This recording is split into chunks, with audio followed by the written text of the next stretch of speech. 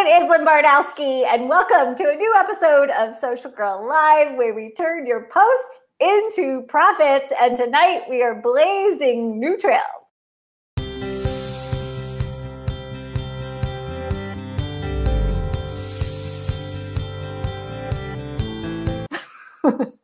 Not gonna lie, we might be testing some new features for the very first time, and that would be BeLive.tv Studio 2. I know a lot of you in our industry, direct selling, network marketing, are struggling with how do I be that go-to person that people want to buy from and book parties with, and of course, join your team, right? So branding is a big part of that. Hey, Owen. Hey, great to be here, Lynn. Thanks for having me. And remember, there's like an 8-second delay on Studio 2. So when you click a button, it might take up to 8 seconds for that whole thing to pop up. It's a little bit of a delay, but still fun. And your set looks great. I love the brick wall. I love the lower third here.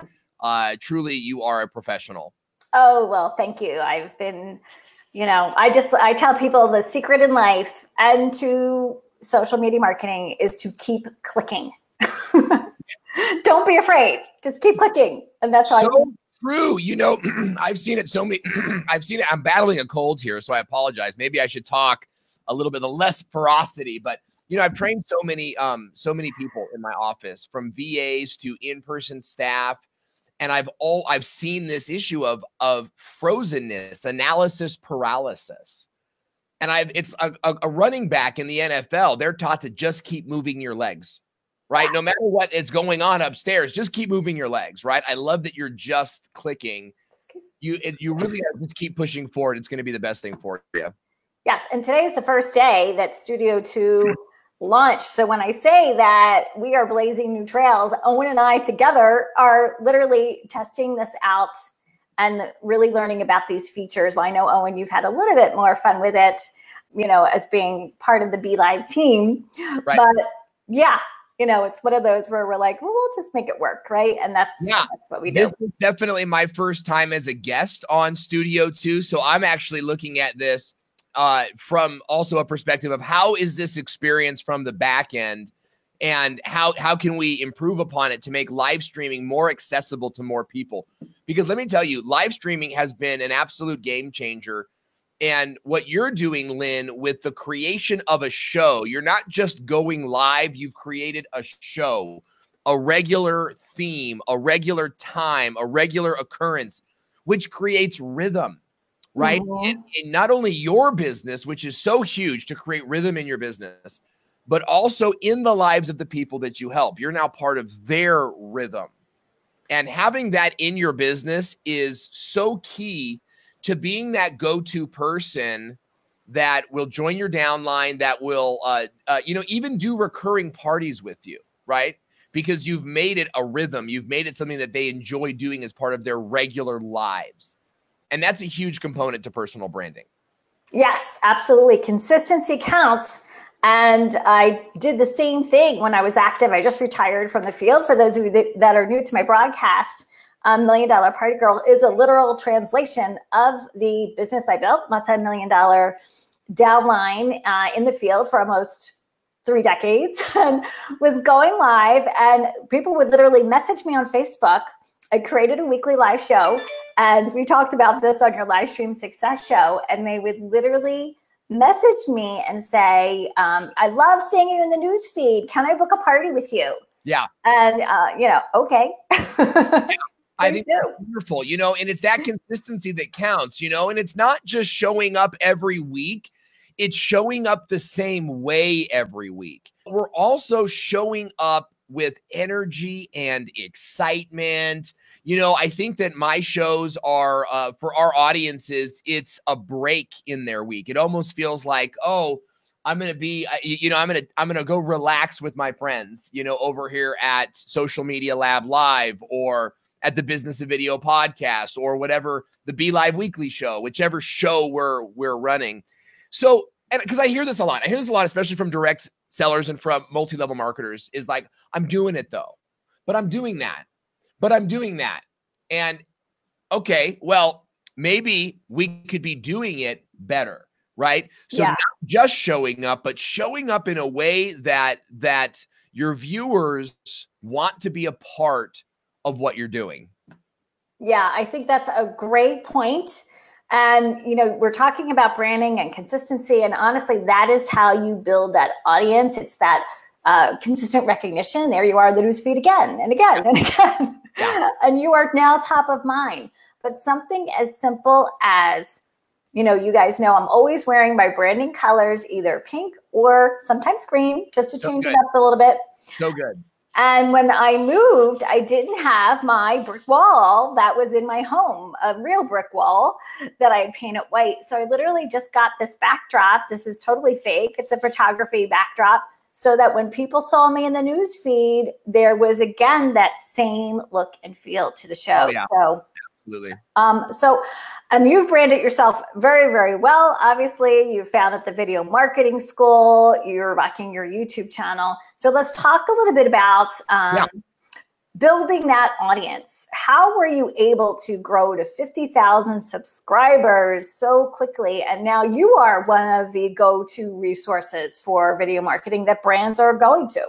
Yeah, I sure am. And we've worked with small companies, individual reps. We've also worked with Fortune 200 companies, some of the biggest companies in the world, and taught their organizations how to implement video marketing as a rhythm in your business, right? So many times I hear from companies that they got started, they hired all this videography, or they didn't get started because they needed to hire and buy all this videography stuff.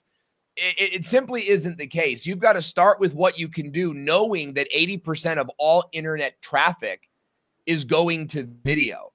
Last year, I believe it was something like 76. So we talk about 80%. It's like, wow, that's huge. It's like, yeah, but that's where we've been going for the last 3 years. So knowing that you first have to do video to even get seen online, consumers expect it. Not only that, you want to use the power of video to be creating what we call parasocial relationships with our viewers. You've got to be implementing video in your business in any way possible. So you know that you've got to do video. Now, the next part of that, okay, is this parasocial relationship. And what this is this is a one-way relationship. And so many times I relate it to a TV show that I was a kid when it was on, but when I got sick with cancer 3 years ago, I remember watching it through the chemotherapy process. It's a show called Frasier. And it was a spinoff from another show called Cheers. Maybe some of you guys remember Frasier. And I sat and I watched like 9 years of Frasier in like six weeks. You know, no joke. Binge watching Frasier. What's that? You were binge watching Frasier. I was majorly. And here's the thing is that I come off that going like, I really like that Frasier guy. I tell my wife, I think that Frasier guy would like me. You know, my wife's kind of like, you mean Kelsey Grammer? And it dawned on me, like, I don't know Kelsey Grammer, the actor, at all. I knew this character that was on the screen, right? But I felt like I knew him and knew his journey and knew his pain. And that is the power of a parasocial relationship. Your parasocial, this is where your prospects are watching you and they're creating opinions about you and they're formulating their thoughts of you, and you're not even aware of their presence. That is a tremendous opportunity for you to be shining and creating, owning some of that brain space. Okay, so let me tie this now to your question. How did I grow so fast? I don't know that it was fast. I'll definitely put it that way. I've seen some of my friends grow so much faster, but my focus was on a target, and I only spoke about things that would appeal to the target. Okay, so I had a target demographic in my mind. A parasocial relationship, it's a very scientific-y type of term, social scientist type of term, that means a one-way relationship. Okay, so essentially the viewer is building a relationship with you, but you're not building a relationship with them as of yet because you don't know who they are. What that means is that you've got this person who knows you, who likes you, who trusts you, and is becoming a perfect prospect to close on a sale or to close on, you know, a party or whatever it is, that transactional milestone that it is that you are trying to achieve. Now, I would love to know from you, what is that transactional milestone for you and your business? Is it to get them to buy an introductory product? Okay. I did multi-level for 5 years, direct selling. My goal was always the business. And if I could do it again, my goal would have been get them to love the product first. So what's your transactional goal? Like your first sale that you want to make. Maybe it's just getting them to like a private business reception. Or it's a one-on-one. What's that first transaction, right? If you were to go live today, what and you could move everybody forward one additional step. What would that step be? My point is this, is that as you're producing your YouTube channel and that you're building out your Netflix, you're teaching your people how to do a party, how to answer emails, how to handle this objection. Hey, when people say this is a scam, what do I say? And then you nurture and you nurture and you nurture. And so what's happening is your downline reps are coming into your business. They're getting scared. They're asking questions, and they're getting you on video coaching them through it. Right? So now you're on vacation. You send them to a video, right? You've got to feed the baby. You send them to the video, and you've got video for them.